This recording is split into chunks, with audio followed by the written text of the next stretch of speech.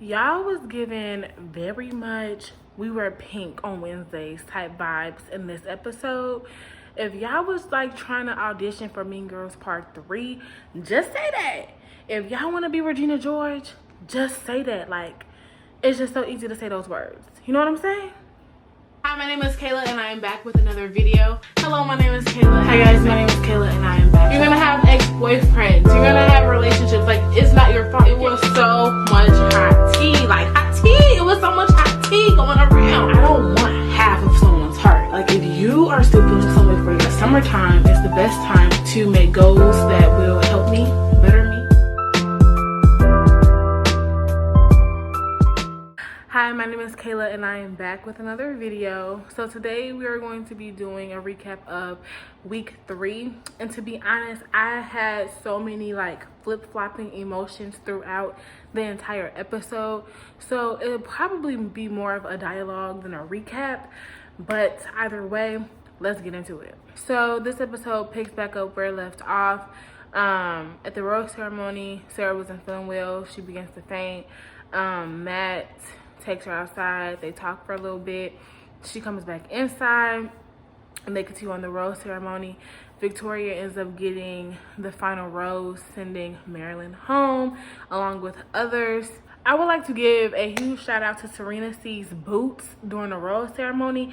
Them boots were everything. They were giving me everything that I wanted in a shoe, in a boot, and something that I'm going to put on my feet and walk out the door. I love those boots. You was doing a dang thing with them boots. Them boots just, I'm sorry. I couldn't stop staring at your boots. Them sparkly, silver. That's a good shoe. We have the group date. And during the group date, they were to write love scenes about Matt. And then they performed it to Matt with like a live audience. And that is not a date that I would have been good at. I would have struggled. Like, I was watching that. I was like, I was sweating. It was funny to watch.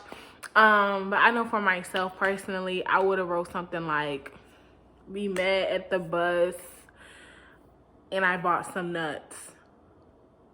Like, it would have been just so cringy. There's just no. But I guess Victoria had the best one. She had the whole crowd, you know, cracking up laughing. But this day, I can't really judge off of it because it was bleeped out. It was bleep, bleep, bleep, bleep, bleep, bleep, bleep. So I really don't know, you know. But I was also just thinking, like, imagining this date with none of the sensual music that they were playing in the background. Like, imagining it how it really was, like them just talking, because the music adds to it.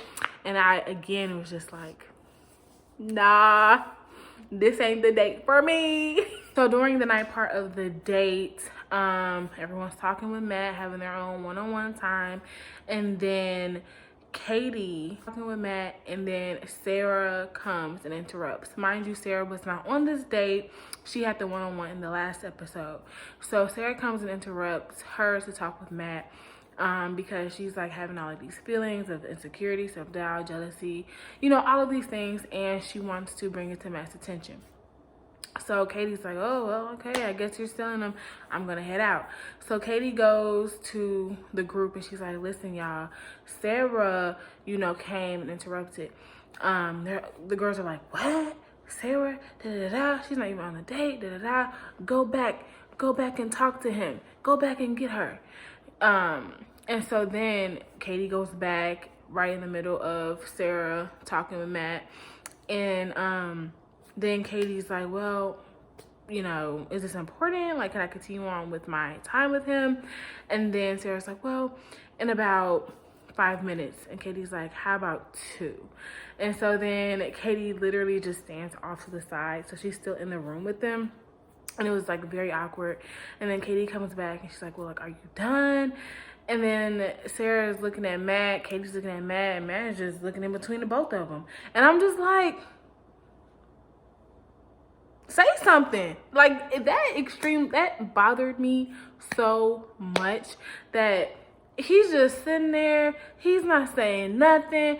First of all, the whole thing confuses me. Like, on the show, when someone steals you or takes you from the person you're talking to, like, can't you say no? Like, can't you say, like, well, no, we're in the middle of a conversation, like, give me a few? Because if I'm the person who's talking to you, we're having a conversation, and someone comes to steal you, if you don't bother to want to finish out our conversation, that is a red flag to me. Like, just as we are trying to show you that we're right for you, I need you to show me that you're right for me. I want you to be interested in what I'm saying. I want you to be able to want to finish to hear the story. So I don't know. That's just one thing that bothers me about this.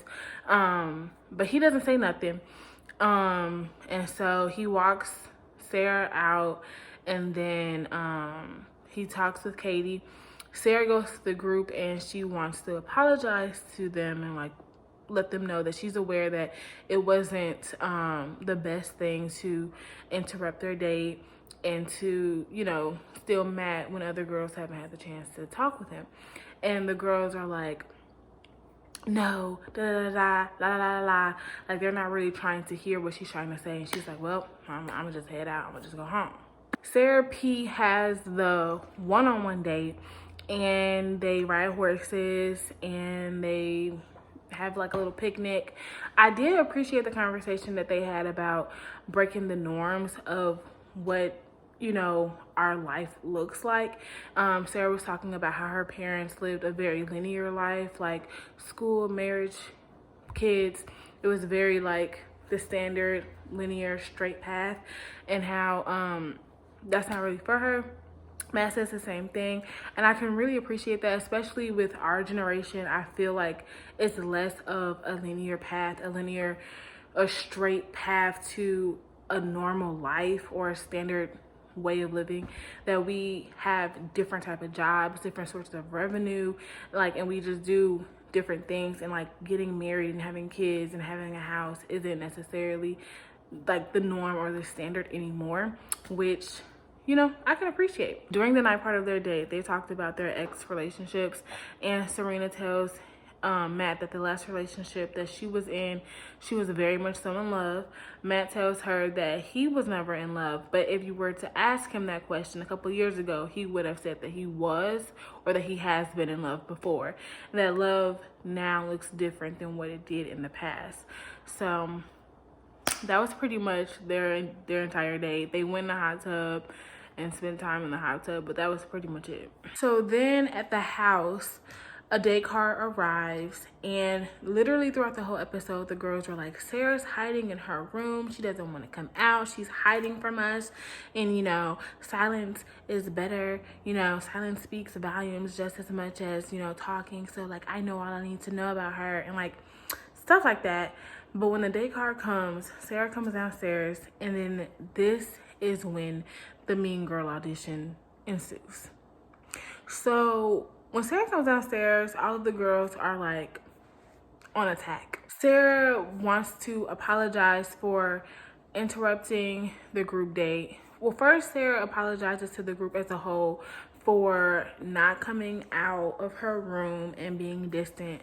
And then she apologizes to the group as a whole for interrupting the group date.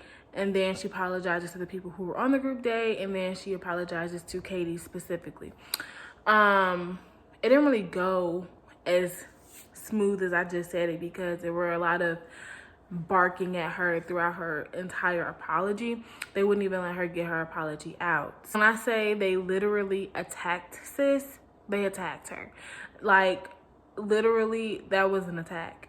And most of, like, it was one part when the girls were like, well, if you're just like wanting him to say, I want you to stay, then just say it. If you're saying this, da, da, da, just say it. And then I remember Kit said, well, I hope your relationship with Matt is really good, because your time living here will be horrible, or something like that.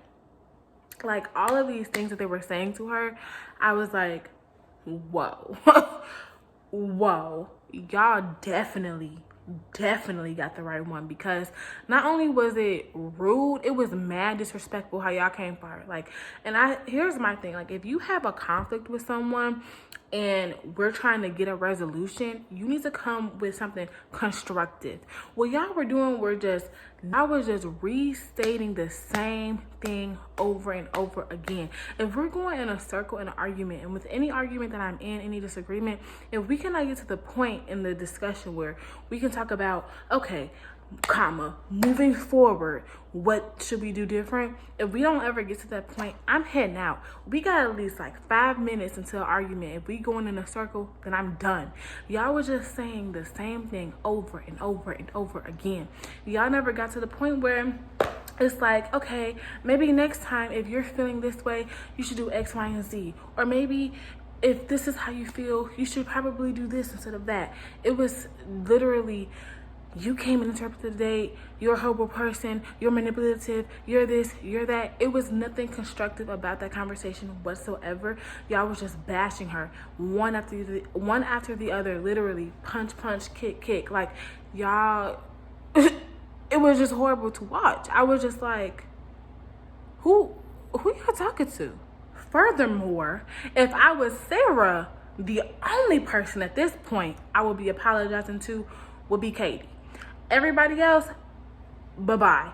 Literally, anybody who wasn't on the group date, leave the chat, okay? And everybody who was at the group date, also get out the chat, because I tried to apologize to y'all at the group date and y'all wasn't trying to hear it, just like y'all wasn't trying to hear it now. So literally, exit the group chat. The only person that would be in that chat would be Katie. And I would have been like, listen, girl, I'm sorry for interrupting, da-da-da, you know what I'm saying?